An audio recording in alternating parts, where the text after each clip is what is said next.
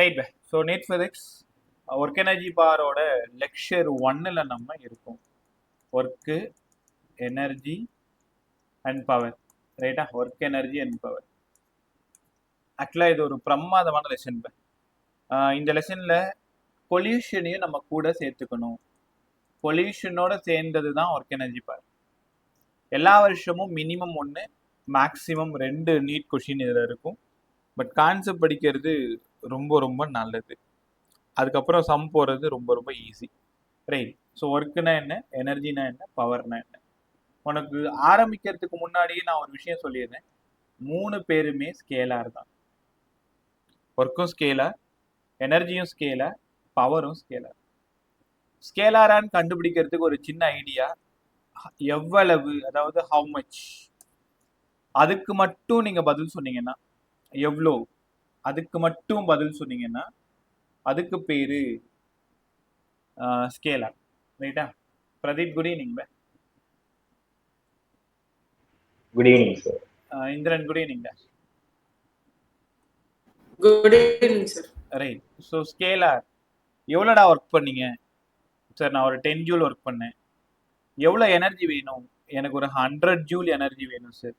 எவ்வளோ பவர் இருந்தால் இந்த வேலையை நீ செய்வ? எனக்கு ஒரு 100 வாட் பவர் வேணும் சார். அப்போ ஸ்கேலாரான்னு கண்டுபிடிக்கிறதுக்கு இந்த ஒரு கேள்விக்கு மட்டும்தான் உங்களுக்கு பதில் கிடைக்குதுன்னா அது scalar.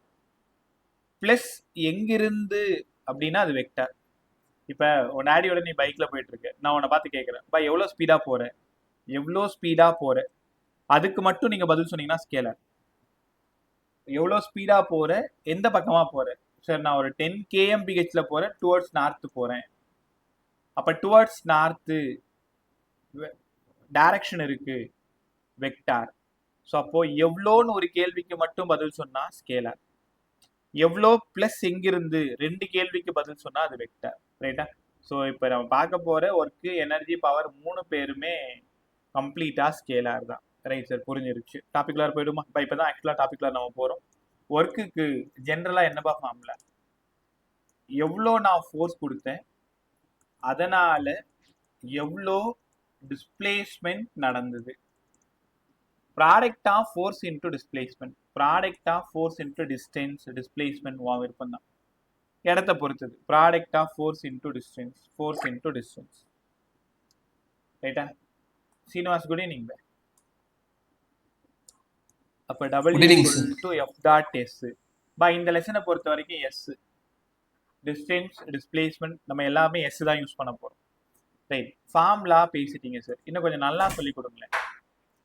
F vector dot S vector, 2 வெக்டாரை டாட் ப்ராடக்ட் பண்ணா நமக்கு கிடைக்கிறது ஸ்கேலார். 2 வெக்டாரை டாட் ப்ராடக்ட் பண்ணா நமக்கு கிடைக்கிறது scalar. F vector dot S vector. இப்போ W=Fs cos θ. ஏன்னா உங்க எல்லாருக்கும் தெரியும், எப்போ டாட் இருந்தாலும் அங்கே காஸ் தீட்டா வரும், எப்போ கிராஸ் இருந்தாலும் அங்கே சைன் தீட்டா வரும். டாட் ப்ராடக்ட்னா காஸ் தான் வரணும். சரி, புரிஞ்சிருச்சு. இன்னும் கொஞ்சம் நல்லா பேசுங்களேன். ஒன்றும் இல்லை, ஒரு உடன் பிளாக் ஒன்று, சரி, ஒரு பாடி இருக்கு. இந்த பாடியோட மாஸ் வந்து M. நான் எஃப்ன்ற ஃபோர்ஸ் கொடுத்து இந்த பாடியை நான் புல் பண்ணுறேன், இழுக்கிறேன். அதனால தீட்டா ஆங்கிள் இந்த பாடி இங்கே பாருங்க இவ்வளோ தூரம் நகர்ந்து வந்திருக்கு, எஸ் அளவுக்கு நகர்ந்து வந்திருக்கு. இந்த பாடி டிஸ்பிளேஸ் ஆகிறதுக்கு எந்த காம்போனன்ட் காரணம்? F cos θ தான் சார் காரணம். F sin θ ஒன்றும் பண்ணாது. F cos θ தான் இந்த பாடி நகரத்துக்கு காரணம். அப்போ ஒர்க் டன்னுக்கு என்ன ஃபார்முலா? ப்ராடக்ட் ஆஃப் அது நகரத்துக்கு யார் காரணம்? டிஸ்பிளேஸ்மெண்ட். அதனால தான் Fs cos θ, அதனால தான் F வெக்டார் டாட் S வெக்டார்னு கற்றுக்கணும். இப்போ புரிஞ்சா உங்களுக்கு?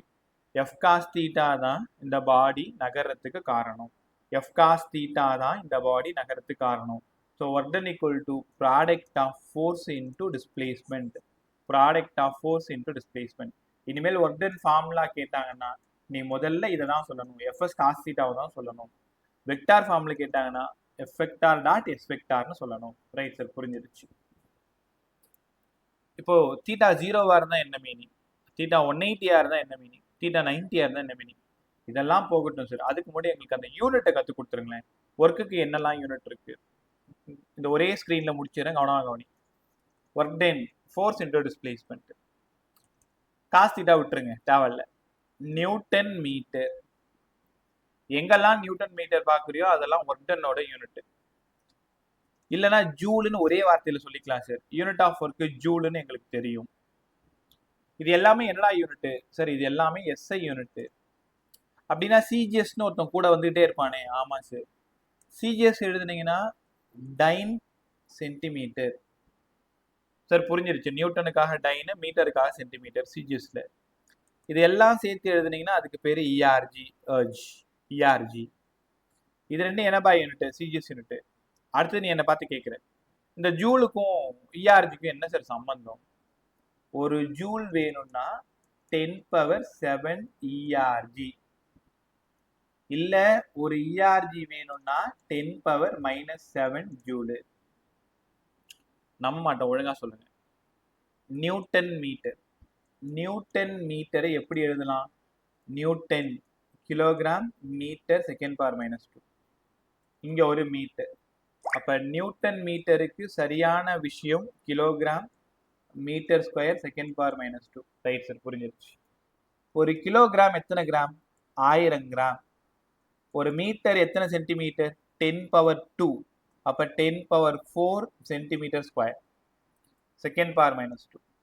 அப்போ உங்க ஒரு 3 இருக்கு, இங்க ஒரு 4 இருக்கு. 10⁻7 gram centimetre square second power -2. அதனால ஒரு நியூட்டன் மீட்டருக்கு ஒரு joule equal to 10⁻7 gram centimetre square s power -2 இஆர்ஜி வந்துருச்சா? அப்ப ஒரு இஆர்ஜி 10⁻7 ஜூலு, ஒரு ஜூலு 10⁻7 இஆர்ஜின்னு புரிஞ்சுக்கணும். யூனிட்டை கன்வெர்ட் பண்ண தெரிஞ்சுக்கணும். ஸோ இது யூனிட் ஆஃப் ஒர்க்கோடது. ரைட்டா? ஒர்க்கோட யூனிட் எனர்ஜியோட யூனிட் ஒன்று தான். இன்னும் போக போக மீதி இருக்கிறதெல்லாம் நம்ம பார்த்துருவோம். இப்போ இந்த ஸ்க்ரீன் உங்களுக்கு ரொம்ப ரொம்ப இம்பார்ட்டன்ட். நியூட்டன் மீட்டர் இல்லைனா ஜூல், டைன் சென்டிமீட்டர் இல்லைனா இஆர்ஜி. சிஜிஎஸ்க்கும் எஸ்ஐக்கும் என்ன சம்பந்தம்? ஒரு ஜூல் 10⁻7 இஆர்ஜி, ஒரு இஆர்ஜி 10⁻−7 ஜூல். இது வரைக்கும் நீங்க நல்லா கத்துக்கணும். இன்னும் ரிமைனிங் ஒரு 4 யூனிட் இருக்கு.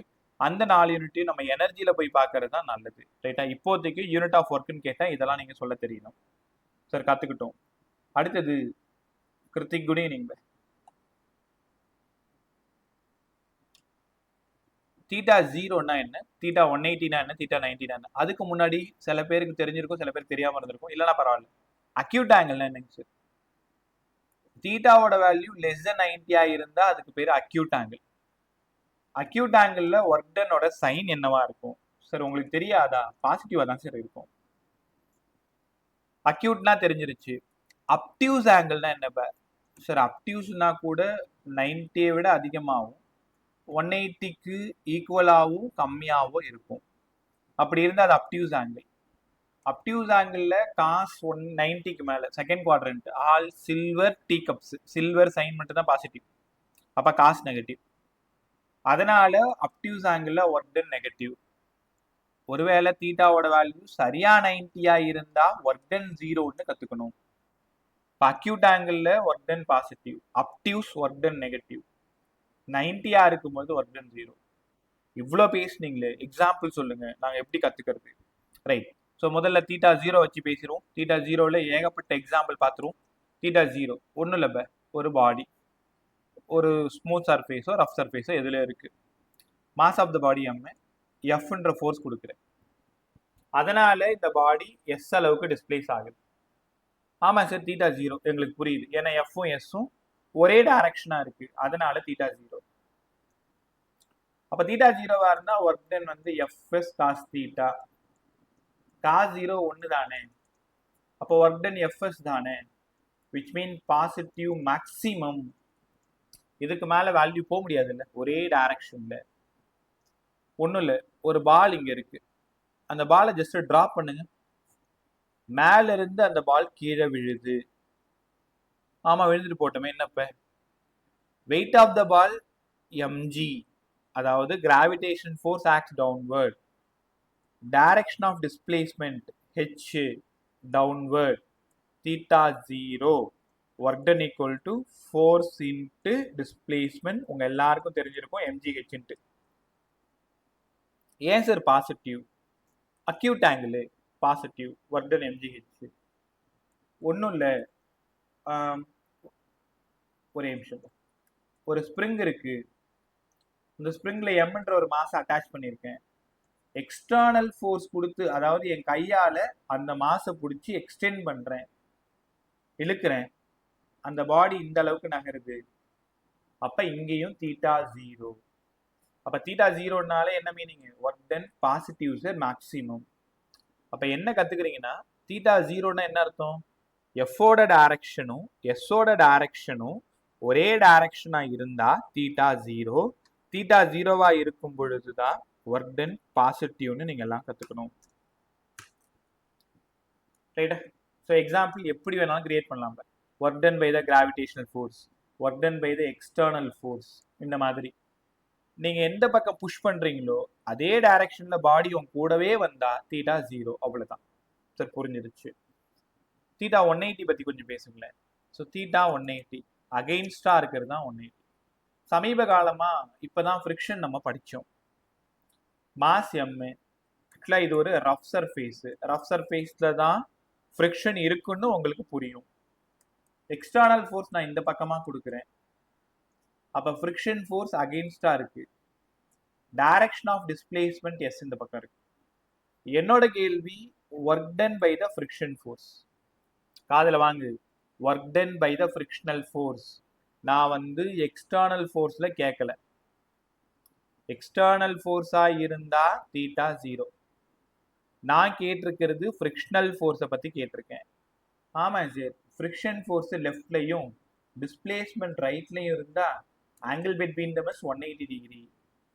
அப்ப எஃப்எஸ் காஸ் 180 நாங்க படிச்சிருக்கோம். காஸ் 180க்கு -1. அப்ப work done minus of FS. அப்ப நெகட்டிவ் மேக்சிமம். நெகட்டிவ் மேக்சிமம் கத்துக்கிட்டீங்களா? ஸோ தீட்டாவோட வேல்யூ 180 இருந்தா ஒர்க் டன் நெகட்டிவ். அப்ப நல்லா கத்துக்கணும், இந்த வார்த்தை ரொம்ப ரொம்ப important. Work done by the frictional force, work done by the frictional force. அப்ப ஃப்ரிக்ஷனல் ஃபோர்ஸோட ஒர்க் டன் நெகட்டிவ். உங்களுக்கு ஒரு காரணம் சொல்லவா? இப்ப புரிஞ்சிருக்காது, இன்னும் கொஞ்ச நேரத்துல உங்களுக்கு புரியும். ஃப்ரிக்ஷன் இஸ் a நான் conservative force. Friction is a நான் கன்சர்வேட்டிவ் அப்படின்னா என்னன்னு இப்போ வரைக்கும் உனக்கு தெரியாது. இன்னும் ஒரு 10 நிமிஷத்துல திரும்ப நம்ம அந்த டாபிக் உள்ளார வருவோம். நான் வரும்போது இன்னும் டீட்டெயில்டா அழகா சொல்றேன். Work done by the frictional forces negative, இல்ல நான் கன்சர்வேட்டிவ் நெகட்டிவ். கத்துக்கிட்டீங்களா? சரி, நல்லா இருக்கு. வேற ஏதாவது எக்ஸாம்பிள் சொல்லுங்களேன். செகண்ட் எக்ஸாம்பிள் பார்த்துருவோமா? ஒன்றும் இல்லை, ஒரு பாடி செர்டைன் ஹைட்ல இருந்து கிரவுண்ட்ல நீங்க டிராப் பண்றீங்க.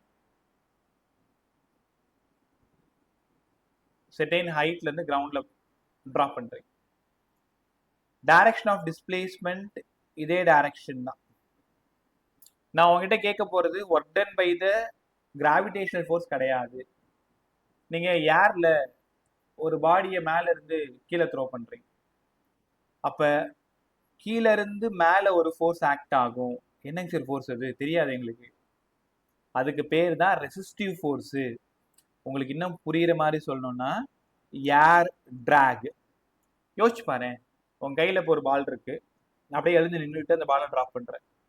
பால் மேல இருந்து கீழே விழறதுக்கான காரணம் கிராவிடேஷனல் ஃபோர்ஸ்.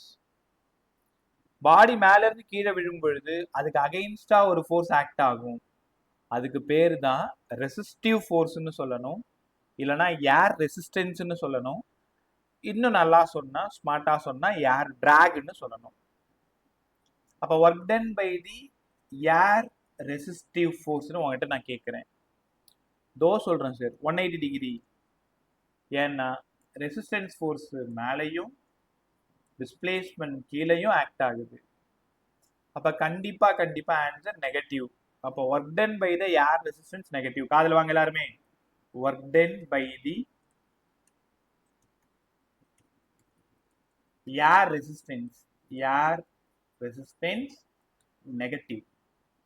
ஏன் தெரியுமா? ஏர் ரெசிஸ்டன்ஸும் ஒரு நான் கன்சர்வேட்டிவ். நீங்க என்ன சொல்ல வரீங்கன்றத நாங்க புரிஞ்சுக்கிட்டோம். என்ன சொல்ல வரேன்னு யோசிச்சு பார்க்கும். அப்படின்னா நான் கன்சர்வேட்டிவ்ல ஒர்க் டன் கண்டிப்பா நெகட்டிவ்னு சொல்ல வரீங்களா? ஆமா. அதை சொல்றதுக்கு தான் இப்படி சுத்தி சுத்தி வந்துட்டு இருக்கேன். நான் கன்சர்வேட்டிவ்ல work done negative, non conservative work done negative. இப்போ கத்துக்கிட்டீங்களா? சரி, இதுவும் இன்னும் நல்லா இருக்கு. இன்னும் வேற ஏதாவது எக்ஸாம்பிள் தான் சொல்லுங்களேன். ஒரு ஸ்ப்ரிங் இருக்கு. இப்ப ஒரு ஸ்ப்ரிங்கை ஸ்ட்ரெச் பண்ணிட்டீங்க.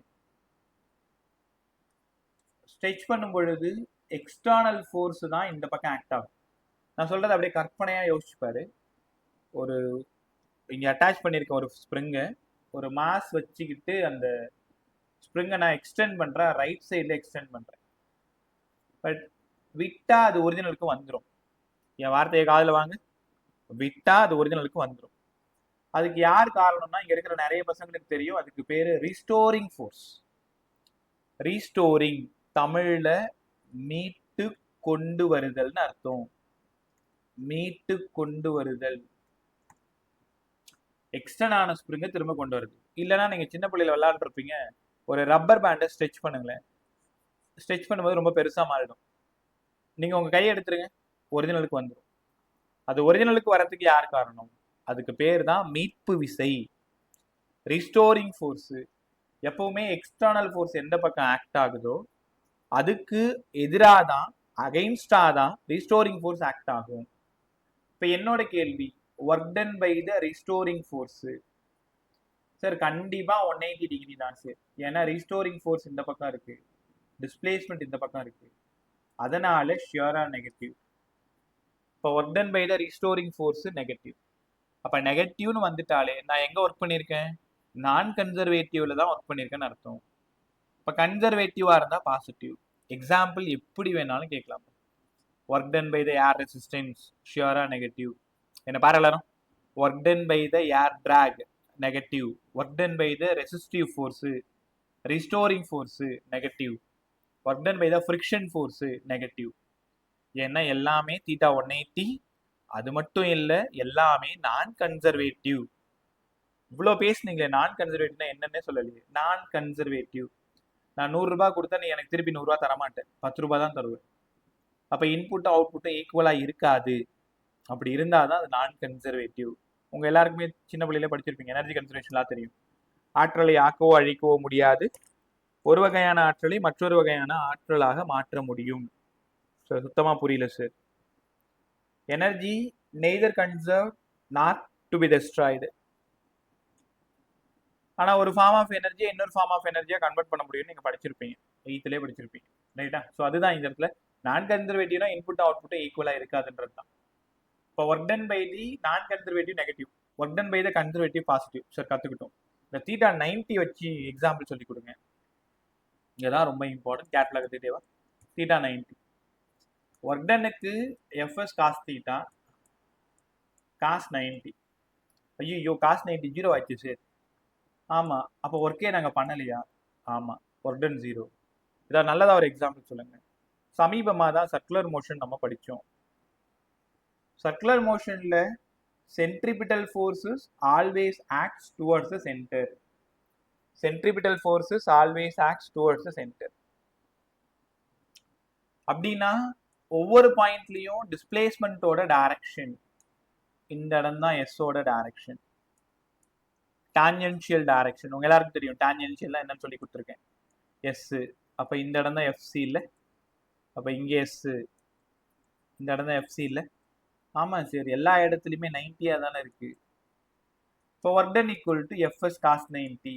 அப்போ work done by the centripetal force 0. கத்துக்க நல்லா, கண்டிப்பா கேட்பாங்க. இப்போ இந்த இடத்துல என்ன நடக்கும்னா டைரக்ஷன் மட்டும்தான் மாறும், ஆனா எந்த வேலையும் இங்க நடக்காது. அப்போ work done by the centripetal forces always 0. Work done by the centripetal forces எப்பவுமே 0 0 0ன்னு புரிஞ்சுக்கணும். சரி, வேற ஏதாவது எக்ஸாம்பிள் இருக்கா? ஒன்றும் இல்லை. நீங்க இந்த கூலின்னு சொன்னா உனக்கு தெரியும் இல்லையா? சமீபமா பீக்ல இருக்கக்கூடிய ஒரு வார்த்தை. ஒன்றும் இல்லை, நம்ம அவங்கள்ட்டலாம் போக வேணாம். நானோ நீயோ யாரோ இதுல என்ன பண்றோம், ஒரு தலையில ஒரு சிமெண்ட் மூட்டையை தூக்கிட்டு போறோம், இல்லை ஏதோ ஒரு வெயிட் மூட்டை, ஒரு பழக்கடை, ஒரு காய்கறி மூட்டை, ஏதோ ஒன்று தூக்கிட்டு போறோம். நீ இந்த பக்கமா நடந்து போற, டிஸ்பிளேஸ்மெண்ட். இந்த கொஸ்டின்ல work done by the gravitational ஃபோர்ஸ்ன்னு கேட்கிறேன். கவனமா கவனி, இது அப்படியே கேட்ட கொஸ்டின். ஒரு கூலினா ஒரு பர்சன், அந்த லிஃப்ட் பண்றவங்க, தலையில பொட்டிலாம் சுமந்துக்கிட்டு போறாங்கல்ல, அவங்க தலையில ஒரு வெயிட்டை வச்சுட்டு போறாங்க, ஹரிசாண்டல் டைரக்ஷன்ல நடந்து போயிட்டு இருக்காங்க. என் கேள்வி, work done by the external force கிடையாது, work done by the gravitational force. அந்த வெயிட் டவுன்ல ஆக்ட் ஆகுது, ஆமா சார். ஆனா நீ இந்த பக்கமா நடந்து போற, அப்ப ஆங்கிள் பிட்வீன் தம் இஸ் 90. அப்போ ஒர்க் டன் பை த 0 தானே.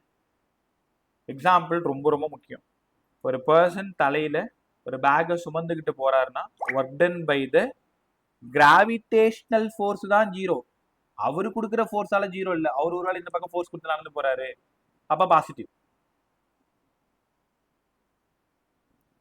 ரைட்டா? ஸோ ஒர்க் டன் 0ன்னு கத்துக்கணும். Work done by the gravitational force இந்த இடத்துல. இன்னொரு முக்கியமான விஷயம் என்னன்னா, இங்க பாருங்களேன், இப்போ 4 விஷயம் உங்களுக்கு சொல்லித்தரேன்.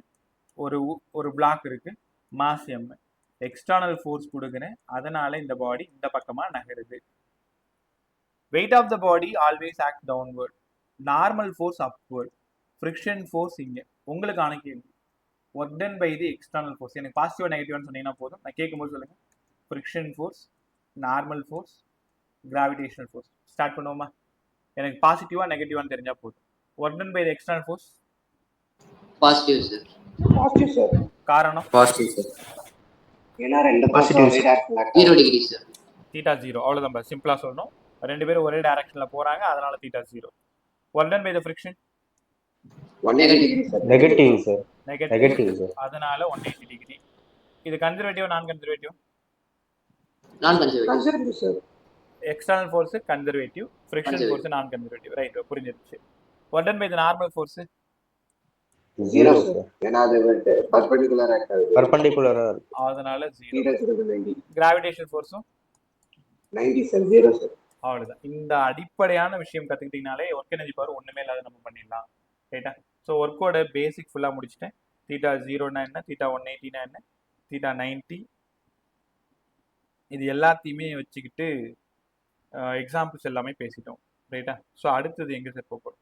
இதில் இருக்கக்கூடிய கொஞ்சம் எக்ஸாம்பிள் சம்ஸ் எல்லாம் போட்டுட்டோம் அப்படின்னா உனக்கு ப்ராப்ளம் சால்வ் பண்ணுறதுக்கு ரொம்ப ஈஸியாக இருக்கும். சின்ன சின்ன சம்ஸாக கொடுக்குறேன், கவனமாக கற்றுக்கிட்டே.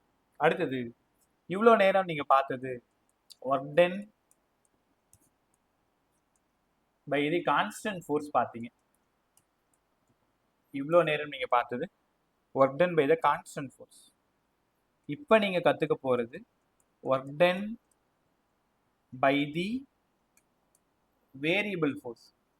உனக்கு புரிஞ்சிருக்கும், ஒரு பாடி மேலே கரெக்டாக 10 நியூட்டன் மட்டும் கொடுத்து நான் தள்ளிக்கிட்டே இருந்தேன்னா அது கான்ஸ்டன்ட். ஆனால் ஃபோர்ஸோட வேல்யூ மாறிக்கிட்டே இருக்கும். 1 2 3 4 5 6 திரும்ப 9 3 7 என்னென்ன டக்கு டக்கு டக்கு மாறிக்கிட்டே இருக்குன்னு வச்சுக்கோங்களேன். அப்போ work done by the variable force, work done by the constant force, இதுதான் ரொம்ப ரொம்ப இம்பார்ட்டன்ட். இவ்வளோ நேரம் நீங்கள் கற்றுக்கிட்டது கான்ஸ்டன்ட் ஃபோர்ஸ். இப்போ நீங்கள் கற்றுக்க போகிறது work done by the variable force. ஒன்றும் இல்லை, எக்ஸில் இருந்து ஒய்க்கு ஒரு பாடி நகர்ந்து போகுது. அதில் ஏதோ ஒரு லொக்கேஷனை நான் பிளேஸ் பண்ணுறேன். அந்த இடத்துல இருக்கிற ஃபோர்ஸ் எஃப், அந்த டிஸ்பிளேஸ்மெண்ட் ஸ்மாலரா இருக்கிறதுனால டிஎஸ், அந்த இடத்துல ஒர்க் டன் வந்து டிடபிள்யூ ஸ்மால். அப்ப DW equal to F dot டிஎஸ்ன்னு எழுதுவீங்களா? Small work done. அப்ப எனக்கு டபிள்யூ வேணும்னா சரி, எங்களுக்கு தெரியும் இன்டகிரேட் பண்ணணும். அப்ப F vector dot DS vector இல்லைன்னா எஃப்டிஎஸ் காஸ் தீட்டா, தீட்டா 0 வந்து எஃப்டிஎஸ் தெரிஞ்சிருச்சு. எங்க இருந்து எங்க கொண்டு போறீங்க? எக்ஸ்ல இருந்து ஒய் கொண்டு போறீங்க, எஃப் டாட் டிஎஸ். அப்ப இந்த இடத்துல மட்டும் எவ்வளவு ஒர்க் டன் கண்டுபிடிச்சிட்டோம். அப்ப டோட்டல் ஒர்க் டன் வேணும்னா எக்ஸ்ல இருந்து ஒய் வேணும்னா கண்டிப்பா இன்டகிரேட் பண்ணணும். ஏற்கனவே சொன்னதுதான், அம்மா பூ கட்டும் போது கவனிச்சு பார்த்துருப்பேன். ஸோ 2 அரும்பை மட்டும் எடுத்து முதல்ல கட்டி வைப்பாங்க. அதே மாதிரி தான் அடுத்த 2 அடுத்த 2 அடுத்த 2 அடுத்த 2ன்னு போட்டா ரொம்ப அழகா ஒரு மாலையா, ஒரு முழமா, ஒரு பூச்சரமா வந்து நிற்கும். சின்ன விஷயத்துல இருந்து பெரிய விஷயத்தை கட்டமைக்கிறது தான் இன்டகிரேஷன் தெரியும். சின்ன சின்னதா இருக்கக்கூடிய களிமண் துகள்களை ஒன்னா சேர்த்து கொஞ்சம் தண்ணி போட்டு பிசைந்து பொம்மையா செஞ்சீங்கன்னா உங்களுக்கு பொம்மை கிடைச்சிரும், இன்டகிரேஷன். ரைட்டா? அப்ப சின்ன விஷயத்துல இருந்து பெரிய விஷயத்துக்கு போறது தான் இன்டகிரேஷன் புரிஞ்சுக்கணும். டிடபிள்யூன்றது ஸ்மால் ஒர்க் டன்னு, அதை இன்டகிரேட் பண்ணீங்கன்னா உங்களுக்கு டோட்டல் ஒர்க் டன் கிடைச்சிரும். சரி, இது ஓகே, ஃபார்முலா எங்களுக்கு புரிஞ்சிருச்சு. Interval of F dot DS அதுக்கு என்ன மீனிங்னு சொல்லிட்டு போங்களேன். பிசிக்ஸ்ல இன்டகிரேஷனை பொறுத்த வரைக்கும் சரியான அர்த்தம் என்னன்னா ஏரியா. அப்ப எஃப் எஸ், நான் என்ன பண்றேன், எஃப்க்கும் எஸ்ஸுக்கும் கிராஃப் டிரா பண்றேன். கிராஃப் இந்த மாதிரி கிடைக்குது, ஒரு ட்ரையாங்கிள் ஷேப்ல கிடைக்குது. அப்ப கண்டிப்பா அதுக்கு ஏரியா ஃபைண்ட் பண்றேன், பண்ணிக்கோங்க. எஃப்எஸ் கிராஃபுக்கு ஏரியா ஃபைண்ட் பண்ணா எனக்கு என்ன ஆன்சர் கிடைக்கும்? லெஃப்ட்ல என்ன இருக்குன்னு பாருங்க, ஒர்க் டன். அப்ப இங்க என்ன நீங்க எழுதணும்னா area under the curve of FS graph. எஃப்எஸ்னா நல்லா புரிஞ்சுக்கோ, ஃபோர்ஸ் அண்ட் டிஸ்பிளேஸ்மெண்ட் கிராஃப். என்ன கொடுக்குது, என்ன கொடுக்கும்? லெஃப்ட்ல இருக்கிற ஆன்சர் கொடுக்கும், ஒர்க்கை கொடுக்குது. அப்ப இனிமேல் ஒரு கிராஃபை நீங்க பார்த்தாலே அது கூட நீங்க பேசணும். நீ யாருக்கும் ஒன்ன வரைஞ்சிருக்காங்க, எஃப்க்கும் எஸ்ஸுக்கும் வரைஞ்சிருக்காங்க. ஸ்லோப் எடுத்தா என்ன ஆன்சர் வரணும், ஏரியா கண்டுபிடிச்சா என்ன ஆன்சர்? கிராஃபோட பேசிக் ரெண்டே தான். ஒரு கிராஃப்ல இருந்து ஸ்லோப் எடுக்கலாம், அதை டிஃபரன்ஷியேட் பண்ணணும். ஏரியா கண்டுபிடிக்கலாம், இன்டகிரேட் பண்ணணும். அப்ப area of FS graph gives us the work done. Area of FS graph gives us the work done. சரி, புரிஞ்சிருச்சு. இதுல இன்னும் கொஞ்சம் நல்லா கற்றுக் கொடுங்களேன். இப்போ நான் 2 சம்மா போட்டு காட்டுறேன், 3ஆவது சம் நீங்க ட்ரை பண்ணுங்க. சம் நம்பர் 1 பாரு. இடம் 1 2 3 4 5 6 எப்படி இருக்கு? 1 2 3 அப்படியே போதும். -1 -2 -3 பிலோ த எக்ஸ் ஆக்சிஸ். இங்க இருந்து ஒரு ட்ரையாங்கிள், இங்க இருந்து சரி இது ஒரு ரெக்டாங்கிள், ஒரு ட்ரையாங்கிள். அப்புறம் இந்த 1ல இருந்து மறுபடியும் ஒரு ரெக்டாங்கிள். திரும்ப 5ல இருந்து 3 வரைக்கும் போயிட்டு ஒரு ரெக்டாங்கிள். கிராஃப் யாருக்குமானதுன்னா எஃப்எஸ் கிராஃப். அப்ப ஃபைண்ட் த ஒர்க் டன் கேட்குறாங்க. இந்த ஒரு சம்ம நான் போட்டு காட்டுறேன், அடுத்த சம் நீங்க ட்ரை பண்ணுங்க. முதல்ல என்ன பண்ணணும், எல்லாத்துக்கும் ஏரியா கண்டுபிடிக்கணும். ஃபர்ஸ்ட் ஒன்னோட area. Sir L into B sir. L வந்து 2, ஆமா. பி வந்து 1, பட் 2 - 1 1. அப்ப இதோட 2. இங்க பாருங்க, பி 2 எல் 1. இப்ப இதுவுமே 2 × 1 2 தெரியும். கீழே வாங்க, 1 3 3. இது 1 இது 3. ½ இன்ட்டு B1 H3 3/2 1.5. ரைட்டா? இப்போ என்னங்க சார் பண்ணணும், எப்பவுமே அபோவ் த எக்ஸ், கால் வாங்க எல்லாரும், above the X axis add பண்ணிக்கணும். சார் மேலே 2 + 2 4, பிலோ த எக்ஸ் ஆக்சிஸ் 3 1.5, கீழே வந்து 4.5. அப்ப above the X axis 4, below the X axis 4.5. அப்போ இதோட ஒர்க் டன் -0.5ன்னு அர்த்தம். இப்படிதான் நீங்க ஒர்க் டன் கண்டுபிடிக்கணும். ரொம்ப இம்பார்ட்டன்ட் மாடல் இது. அதிகமா அந்த சம்ம நீங்க பார்க்கலாம். எஃப்எஸ் கிராஃபுக்கு டிரா பண்ணிட்டு ஏரியா கண்டுபிடிச்சா ஒர்க் டன் கிடைச்சிடும். அப்ப எக்ஸை பாருங்க, ஒய்யை பாருங்க. The area of FS graph gives us the work done. எஃப்க்கும் எஸ்ஸுக்கும் கிராஃப் டிரா பண்ணி அதில் ஒர்க் டன் கண்டுபிடிச்சோம். அதில் ஒரு ஆன்சர், ஒரு ஏரியா கண்டுபிடிச்சா அந்த ஏரியாவுக்கு என்ன வருதோ அதான் ஒர்க் டன்னாக இருக்கும். அப்போ 0.5 ஜூல்னு எடுத்துக்கணும். புரிஞ்சிருச்சு சார். இந்த சம் ட்ரை பண்ணுறீங்களா? இங்கே வாங்களேன். புரியலன்னா ஸ்டாப் பண்ணிக்கோ. சரி, எனக்கு தெரியல, இன்னொரு டைம் கற்றுக்கணும்னு கேட்டுரு, நல்லா கற்றுக்குங்க. நீ பாருங்க, 2 4 6 8 10 இந்த மாதிரி இருக்கு. 1 2 3 4 இந்த மாதிரி இருக்கு. -1 -2 -3 -4 இந்த மாதிரி இருக்கு. இப்போ இந்த கிராஃப்ல முதல்ல இந்த மாதிரி ஒரு ட்ரையாங்கிள், அப்புறமா இங்க ஒரு ரெக்டாங்கிள், தென் 2 வரைக்கும் போயிட்டு இது வரைக்கும் ஒரு ரெக்டாங்கிள். ஒன்றை என்ன கேள்வினா அமௌண்ட் ஆஃப் ஒர்க் டன் கேட்குறேன். கிராஃப் ஓடுது, எஃப்எஸ் கிராஃப். ஸோ உங்களுக்கான நேரம் 30 செகண்ட். வேணும்னா 1 நிமிஷம் வரைக்கும் எடுத்துக்கோ, ட்ரை பண்ணு.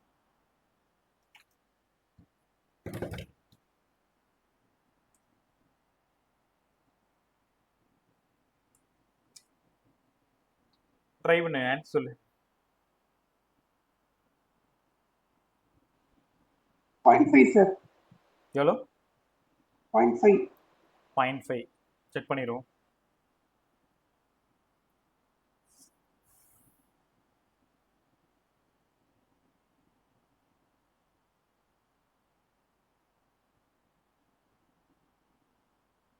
ஒன்னு சார். 1 சார். 1 சார். 1 வேற 1 சார். 1 1 சார். சரி பே செக் பண்ணிடுவோமா? சரி. இப்போ எல்லாரும் மேக்ஸிமம் 1 தான் சொல்லியிருக்கீங்க. ட்ரை பண்ணு. ஃபர்ஸ்ட் ஒன்னோடது ½ into B into H. Half B வந்து 2லேருந்து 6 வரைக்கும், அதனால 4. ஹெச் ஒரு 3, அதனால 6. இதுக்கு வந்து எல் இன்ட்டு பி, அதனால 2 இன்ட்டு 2 4. ஸோ மேலேயே வந்து 10. Above the X axis 10, below the X axis 2 4 8. இப்போ 10 மைனஸ் 8 2 தானே வருது.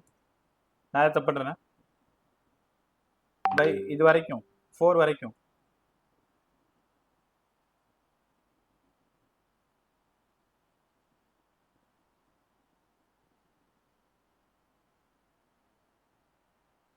பா செக் பண்ணு, நான் ஏதாவது தப்பு பண்ணா பாரு. எல்லாரும் ஒரே மாதிரி ஒண்ணுன்னு சொல்றீங்க. அப்ப நான் தானே தப்பு பண்ணிருக்கணும். சார் இல்ல சார், அது வந்து இல்ல சார். 2ல இருந்து 4 சார், அதனால 1ன்னு எடுத்துக்கிறோம் சார். 2ல இருந்து 4ஆ? Sir 2 4 6 8 10 sir. ஆமாம்மா, 2ல இருந்து 4 6ல இருந்து எக்ஸ் ஆக்சிஸ்ல ஒரு யூனிட்டுக்கு 2மா, அப்ப 2 யூனிட்டுக்கு 4 தானே வரணும். ஆமா சார், நாங்க 1ன்னு எடுத்தோம் சார். இப்போ எல்லாம் அப்படிதான் போட்டீங்களா? ஆமா சார். அதான் எப்பவுமே எக்ஸ் ஆக்சிஸ்லோட ஒரு யூனிட்டுக்கு எவ்வளோன்னு பார்க்கணும். இப்போ 2ல இருந்து 4, 4ல இருந்து 6. ஸோ டோட்டலா 2ல இருந்து 6னா, இல்லைன்னா லாஸ்ட் நம்பர் இந்த நம்பர் மைனஸ் பண்ணிருங்க. 6 மைனஸ் 2 4 அப்படி ஞாபகம் வச்சுக்கோங்க. அப்போ 8 மைனஸ் 6 2, 10 மைனஸ் 8 2. எக்ஸ் ஆக்சிஸ்ல அவங்க என்ன ரேஞ்ச் கொடுத்துருக்காங்கன்னு பார்க்கணும். இன்னும் இந்த இடத்துலயே நீங்க சரியா புரியாம இருக்கீங்க. சரி பரவாயில்ல, இன்னொரு ட்ரை பண்ணு. இதுக்கு ஆன்சர் 2 வரணும். இதான் ரைட்டு. ரைட்டா? ஒரே நிமிஷம் கவனமா கவனிச்சுவா. எஸ்ஸுக்கும் எஃப்க்கும் கிராஃப் ட்ரா பண்ணுறேன். கிராஃபில் இப்போ ஒய் ஆக்சிஸில் 2 4 6 8ன்னு எடுத்துக்கிறேன். இப்போ இங்கேயும் -2 -4 -6 -8ன்னு எடுத்துக்கிறேன். இந்த இடத்துல 3 6ன்னு எடுத்துக்கிறேன். 3 6 9 12 15 18 இப்படி எடுத்துக்கிறேன். ரைட்டா? வழக்கம் போல் இங்கே ரொம்ப அழகாக ஒரு ட்ரையாங்கிள், ஒரு சின்னதாக ஒரு ரெக்டாங்கிள், இந்த இடத்துல ஒரு ரெக்டாங்கிள் 8 வரைக்கும் போயிட்டு மேலேயே ஒரு ட்ரையாங்கிள். இதுக்கு பேர் ட்ரப்பீசியம்னு உங்களுக்கு தெரியும். தெரியலனா நான் சொல்லித்தரேன்.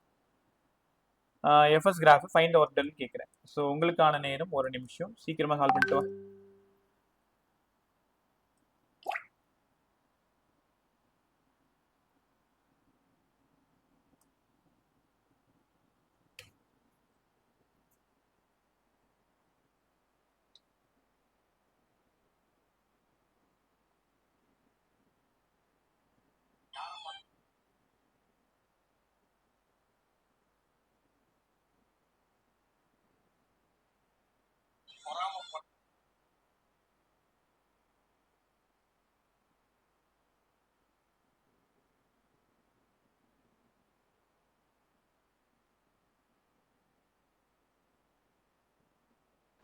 $37 சார். 37 வந்திருக்கு. ரைட்டா தப்பான்னு செக் பண்ணுங்க சீக்கிரம்.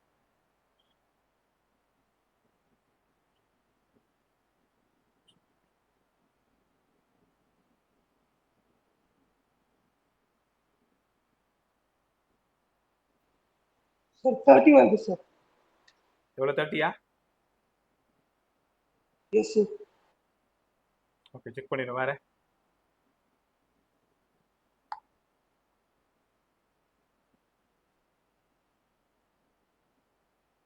சீக்கிரம், டைம் முடியுது பாரு.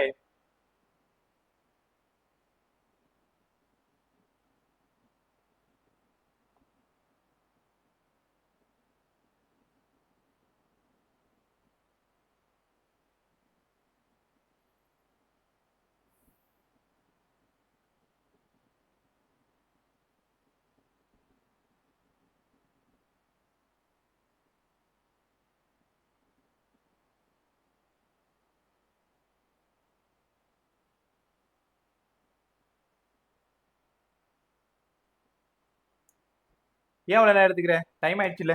Right bye. ஸோ அவ்வளோதான், டைம் முடிஞ்சிருச்சு. முதல்ல ஃபர்ஸ்ட் ஒன் யாராவது சொல்லுங்க. half into b into h. இந்த பேஸ் வந்து 3 ஒத்துக்கிறியா? 6 சார். ஏன் 6? ஓவரால் ஆன்சர் 6ஆ? ஆமா சார். Overall Yes, sir. 3 ல ஓகே 3 ஆன்சர் ரைட். மேல வந்து 4. Okay right. ஆன்சர் 6ன்றது நீ இந்த இடம் 6ன்னு சொன்னிய பாயிண்ட். வேற ஒன்றும் இல்லை. 3 to 6 ஒரு 3 மேலே ஒரு 6. எப்ப இந்த இடத்துல ஒரு புரியல. 9 தானே சார் வரும்? 9ஆ? ஆமாம்பா சாரி. இது 3 2 சார், அதனால 9. சாரி என்னோட தப்பு தான். 9. செக் பண்ணிக்கோ 9. அடுத்தது இதை பாருங்க. இந்த இடம் ஒரு எல் இன்ட்டு பி இல்லை, இது மட்டும் ஒரு எல் இன்ட்டு பி. இந்த இடம் 18, இந்த இடம் 9. அப்போ பேஸ் பாருங்க 9. 9ஆ? இந்த இடம் பாருங்க 4. 4 மைனஸ் 0 பாருங்க, 4ல இருந்து 0 வரைக்கும். அப்போ 4 மேலே இந்த இடம் மட்டும் 36. இங்க ஹாஃப் இன்ட்டு இந்த பேஸ் மட்டும் பாருங்க தனியா கண்டுபிடிக்கிறோம். பட் தேவைன்னா ட்ரப்பீசியம் ஃபார்முலா போட்டு கண்டுபிடிக்கலாம். Sir, first one half into base into height 6 minus 2 4 தானே சார் வரும்? எங்கம்மா 6 Sir, மைனஸ் first triangle ல half 6 மைனஸ் 0மா? Okay, 6 sir. மைனஸ் 0 மேல 6 கீழே 0ல இல்ல இருக்கு. இங்க 2ல இல்ல, இங்க இருந்தா தானே 2. Okay, sir. இப்போ இந்த இடத்துல பாருங்க ஹாஃப் இன்ட்டு பேஸ் ஒரு 9. இந்த ட்ரையாங்கிள் பாருங்க, இப்போ நான் எழுதுற ட்ரையாங்கிள் பாருங்க. ஹாஃப் இன்ட்டு பேஸ் ஒரு 9, ஹெச் ஒரு 4, அதனால 2 டைம்ஸ் மேலே ஒரு 18. கரெக்டா? ஸோ மேலே ஃபுல்லாக ஒரு 18, ஒரு 36, ஒரு 9. இது அபோவ். ரைட்டா? பிலோ பாருங்க. ஸோ பிலோவில் இங்கே ஒரு 3 மட்டும் இருக்கு, கீழே ஒரு 4 மட்டும் இருக்கு, கீழே வந்து ஒரு 12. இது கூட ஒரு மைனஸ் 12. அப்போ மைனஸ் 12னா 6 15 36 51 சார் ஆன்சர். எவ்வளோப்பா? 51. 51. ஸோ 51 ஜூல் வந்தாதான் கரெக்ட். இன்னமும் நீங்க தடுமாறுறீங்க, இது தப்பு ரொம்ப. ரைட்டா? ஸோ இந்த அளவுக்கு இவ்வளோ சொல்லி கொடுத்தும் தப்பு பண்றீங்கன்னா தப்பு ரொம்ப. எக்ஸ்ல என்ன இருக்குன்னு ஒய்ல என்ன இருக்குன்னு பார்க்கணும். இந்த சம் இருக்கிறதுல ரொம்ப இம்பார்ட்டன்ட். இதுல அதுவும் கிராஃப் சம்ல எக்ஸ் ஒய் தெரிஞ்சு ஏரியா கண்டுபிடிக்கணும்னா அது ரொம்ப ரொம்ப இம்பார்ட்டன்ட்.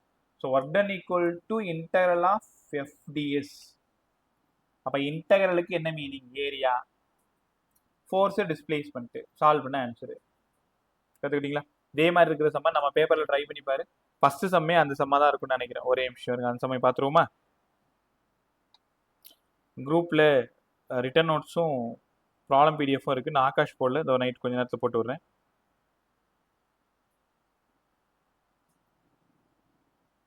எல்லாம் குரூப் பாருங்களேன். ஸோ இந்த ஒரு கொஷின் நீ நல்லா கற்றுக்கிட்டா கூட எனக்கு சந்தோஷம் தான். எல்லாருமே குரூப் பாரு, 11th குரூப்பு. ஓகே, இப்போ ஒரு சம் போட்டிருக்கோம் இல்லையா? 4 டயக்ராம் கொடுத்துருக்காங்க. 4 டயக்ராமுக்கு ஒர்க் டன் கேட்குறாங்க. சப்போஸ் மொபைல் கையில் இல்லாத வேறு மொபைலில் லிங்க் பார்க்குறவங்க ஃபஸ்ட்டு டயக்ராம் மட்டும் போடுறேன். நான் சொல்ல சொல்ல அதுக்கு எனக்கு தகுந்த மாதிரி வேலை செய்ய கண்டுபிடிச்சிடலாம்.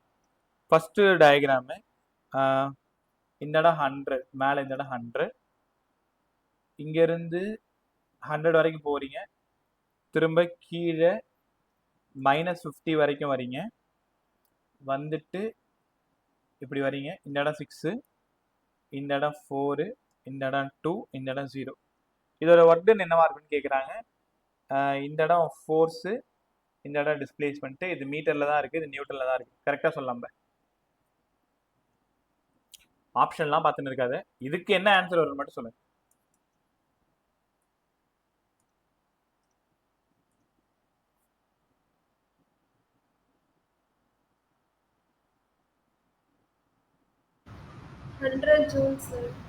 Hundred joule. 100 joule sir. 100 ஜூல்னு சொல்லியிருக்கீங்க. ரைட்டா? ஸோ இந்த இடம் ஹாஃப் இன்ட்டு, ஆமாம்பா, ஹாஃப் இன்ட்டு 4 இன்ட்டு 100. அப்போ மேலே மட்டுமே 200. ஒத்துக்கிறீங்களா? 200. இது ஆக்சுவலாக ஒரு 2, இது ஒரு 50. அப்போ கீழே ஒரு -100. 200 - 100 100. எல்லாரும் ரொம்ப அழகாக சொல்லிட்டீங்க. ஓகே, பசம் கிளியரா? பி சம் பாருங்க. இந்த சொல்லி கொடுக்கறதுக்கு ஒரு 4 மாடல் போட்டிருக்காங்க, ஈஸியாக இருக்கும். செக் பண்ணிக்கலாமா? இதை மட்டும் கொஞ்சம் கவனமாக பார்த்து ட்ரை பண்ணு. 1 2 5 வரைக்கும் 3 4 5 வரைக்கும் கொடுத்துருக்காங்க. மேலே 5 10 எடுத்திருக்காங்க. 5 10 15 இப்படி எடுத்திருக்காங்க. ரைட்டா? 1லேருந்து 2க்கு போயிட்டு 15 போகிறாங்க. 1லேருந்து 2 வந்து 15 போகிறாங்க. 15லேருந்து 3 இறங்குறாங்க. 3 இறங்கிட்டாங்களா? 3 இறங்கிட்டு கீழே -15 வரைக்கும் போகிறாங்க. கீழே வந்து -15. 3லேருந்து -15 போயிட்டாங்க. திரும்ப அங்கேருந்து 4ல் வெளில வராங்க. ஓகே. 4லேருந்து 10க்கு போகிறாங்க. 10க்கு போயிட்டு அங்கேருந்து அகைன் 5ல் வந்து முடிச்சுக்கிறாங்க. ரைட்டா? Find the amount of work done. உங்களுக்கான நேரம் 30 செகண்ட் மட்டும்தான், ரொம்ப சீக்கிரமா. உனக்கு குழப்பமா இருந்தா இதை தனியா எடுத்துக்கோங்க, இதை தனியா எடுத்துக்கோங்க. பை இதுக்கு ஒரு எல் இன்ட்டு பி போட்டுக்கோ, இதுக்கு ஒரு எல் இன்ட்டு பி போட்டுக்கோ, இதுக்கு ஒரு எல் இன்ட்டு பி, இதுக்கு ஒரு எல் இன்ட்டு பி. டக்குன்னு சொல்லலாம். 15 joules, sir. 15 ஜூல் ஆன்சர் சொல்லியிருக்கீங்க.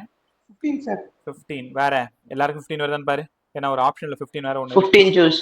15 ஜூல் வேற எல்லாருக்கும் 15 கிடையாதுன்னு பாரு. 15. 15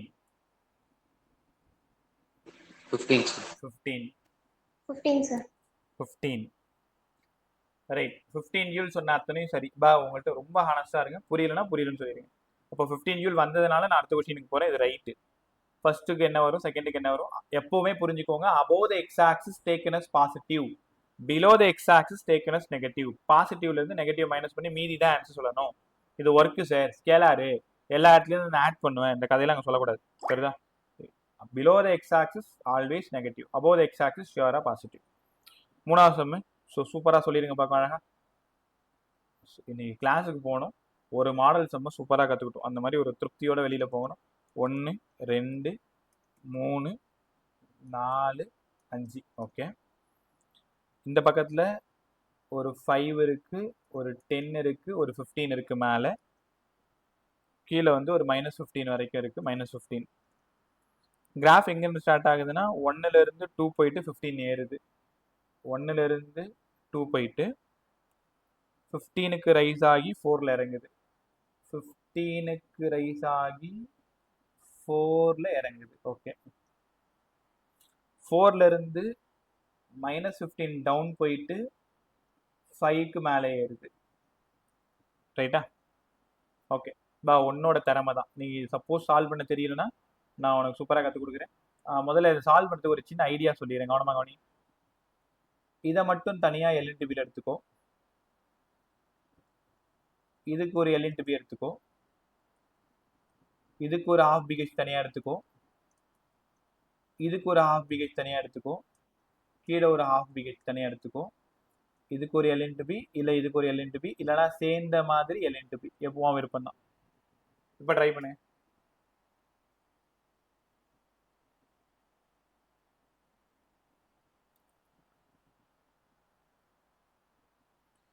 இந்த செம்ம கரெக்டாக போட்டேன்னா உனக்கு ஆல்மோஸ்ட் நல்லா புரிஞ்சிருச்சு. நான் அக்செப்ட் பண்ணிக்கிறேன்.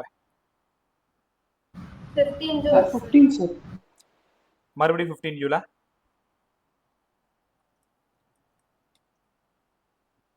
15 joules. 15 ஜூல். பா எனக்கு தெரியாது, நீங்க தான் சொல்லணும். 15 ஒரு ஆன்சர் வந்திருக்குது. ரைட்டா தப்பான்னு சால்வ் பண்ண தான் தெரியும்.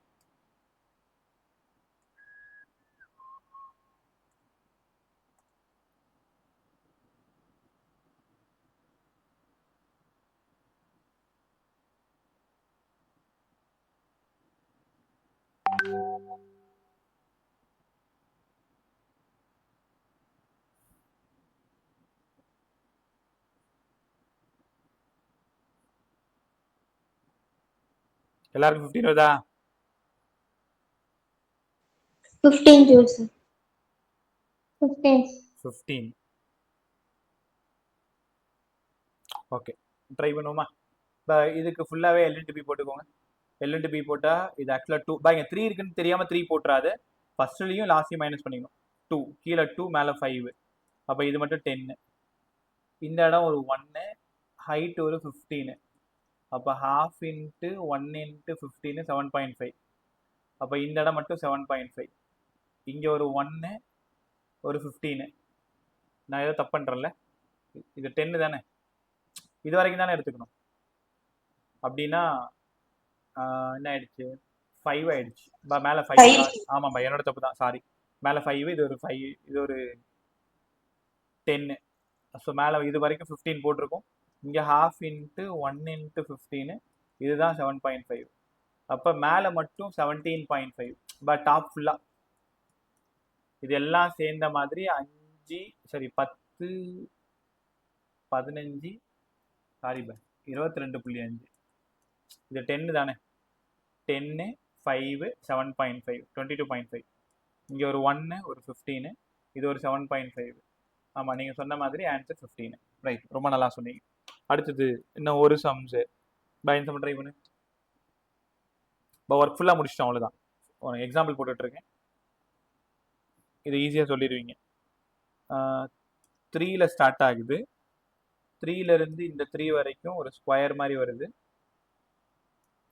அந்த 3லேருந்து 6 வரைக்கும் ஒரு ட்ரையாங்கிள் இறங்குது. இதில் பிலோ கிடையாது எதுவுமே, அவ்வளோ எல்லாமே ஈச் 1. சால்வ் பண்ணிக்கோ.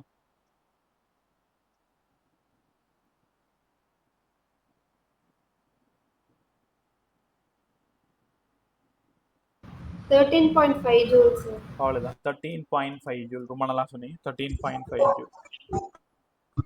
13.5 joules, sir. 13.5. 13.5 சார். ஓகே பா, சூப்பராக சொல்லிட்டீங்க. கொஷின் நம்பர் 1லேருந்து 17 வரைக்கும் நைட்டுக்குள்ளே சால்வ் பண்ணி அனுப்பணும். ஒரு வேளை முடியலன்னா நாளைக்கு ஈவினிங் 5 o'clock இல்லை நாளைக்கு ஈவினிங் கிளாஸ் ஸ்டார்ட் பண்ணுறதுக்கும், நாளைக்கு ஃப்ரீ தானே, நீங்கள் உங்கள் கிளாஸ் கிடையாது இல்லையா? அப்படி இல்லைன்னா நாளைக்கு டைம் எடுத்துக்க போகணும், பெருசாக ஃபோர்ஸ் பண்ணலை. நாளைக்குள்ளார, நாளைக்கு ஒரு 8:30ன்னு வச்சுக்கேன், 8:30க்குள்ளார சால்வ் பண்ணி சென்ட் பண்ணி விட்டுறேன். ரைட், இப்போது ஒரு ரொம்ப இம்பார்ட்டண்ட்டாக ஒரு ப்ராப்ளம் கற்றுக் கொடுக்குறேன். இந்த மாடல் எல்லாருக்கும் புரிஞ்சிருக்கும் நான் நம்புகிறேன்.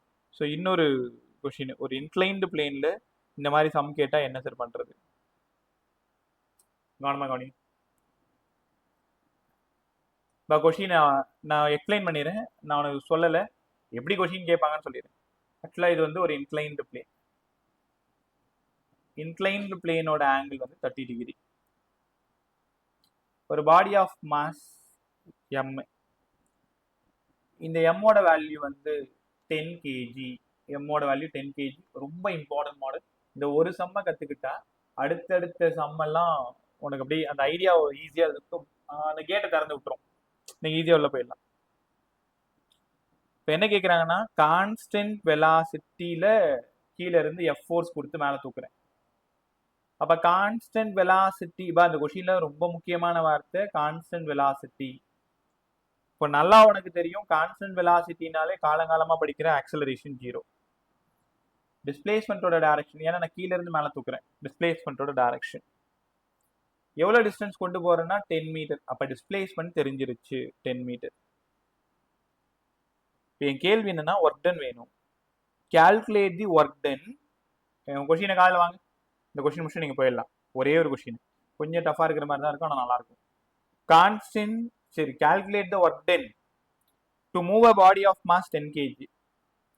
ஒரு ஸ்மூத் இன்க்ளைன்டு பிளேனில் 30 டிகிரி கீழே இருந்து மேலே கொண்டு போகிறேன், கான்ஸ்டன்ட் வெலாசிட்டியில் கொண்டு போகிறேன். நான் இங்கேருந்து இங்கே கொண்டு போகிறேன், இங்கேருந்து இங்கே கொண்டு போகிறேன், எண்டுக்கு கொண்டு போகிறேன், 10 மீட்டர் கொண்டு போகிறேன். அப்போ நான் எவ்வளோ ஒர்க் பண்ணணும்னு கேட்குறேன். முதல்ல நமக்கு எஃப் தெரியணும். எஸ் தெரிஞ்சு போச்சு, பிரச்சனை இல்லை. எஃப் தெரியணும்னா இதை ரிசால்வ் பண்ணணும். ஆமாம் சார், இது எம்ஜி, இது தீட்டா. அப்போ இந்த இடம் எம்ஜி காஸ் தீட்டா தெரியும் சார், இந்த இடம் எம்ஜி சைன் தீட்டா. முதல் வேலை நீங்கள் எஃப் கண்டுபிடிக்கணும். சரி இருங்க, நாங்களே சொல்கிறோம். எஃப் ரைட்டில் இருக்குது, ப்ளஸ் எம்ஜி சைன் தீட்டா லெஃப்டில் இருக்குது. அப்போ இந்த பாடி மேலே 2 ஃபோர்ஸு தான் ஆக்ட் ஆகுது, ஒன்று எஃப், இன்னொன்று MG sine theta. Equal to product of mass into acceleration. எப்பயுமே என்ன தெரியும் உனக்கு எஃபிடியோட பேசிக்கு? சார் ஃபோர்ஸ் 50 ஆகுது. ஃபோர்ஸோட வேல்யூ எவ்வளோ சொன்னீங்க? 50 இருக்கலாம், ஆனால் சரியாக தெரியல, செக் பண்ணிடுவோம். இப்போ தான் சம்மே போடுறோம். ஆன்சர்ஸ் எதுவும் இல்லை, வெறும் கொஷின் மட்டும் தான் இருக்குது. சால்வ் பண்ணி தான் தெரியும். உங்கள் ஆன்சர் போட்டு வைங்க, சால்வ் பண்ணும்போது அது கரெக்டாக வந்தால் சூப்பர், இல்லைனா கற்றுக்குங்க. So F minus MG sine theta equal to 0. இங்க ஏன் ஜீரோன்னு உணருங்க. It moves constant velocity. அப்ப எஃப் இருக்க வேண்டிய இடத்துல தான் எம்ஜி சைன் தீட்டா இருக்கு சார். ஆமா, எஃப் கண்டுபிடிக்கலாமா? 10 இன்ட்டு 10 சைன் 30 1/2, அதனால 50. ரொம்ப அழகா சொன்னீங்க. எஃபோட வேல்யூ 50, ரைட்டா? ஒர்க் டன் வேணும் சார். ஒர்க் டன் வேணும்னா ஃபோர்ஸ் இன்ட்டு டிஸ்பிளேஸ்மெண்ட். ஃபோர்ஸ் ஒரு 50, டிஸ்பிளேஸ்மெண்ட் ஒரு 10. சூப்பரா 500 ஜூலன் வந்துச்சு பாருங்களேன். சம் ஈஸி தான். என்ன சிக்கல்னா எஃப் கண்டுபிடிக்கணும். ஒருவேளை இது ஆக்சிலரேட் ஆச்சுன்னா ஏ உள்ள வந்துடும். இப்போ ஏ ஒரு 1 metre per second, 2 metre per second ஏதோ ஒன்று கொடுக்குறாங்கன்னு வச்சுக்கோங்களேன். அப்போ அதை சப்ஸ்டியூட் பண்ணி எஃப் கண்டுபிடிக்கணும். எப்படியா இருந்தாலும் எஃப்க்கு இப்படி தான் ரிசால்வ் பண்ணணும்.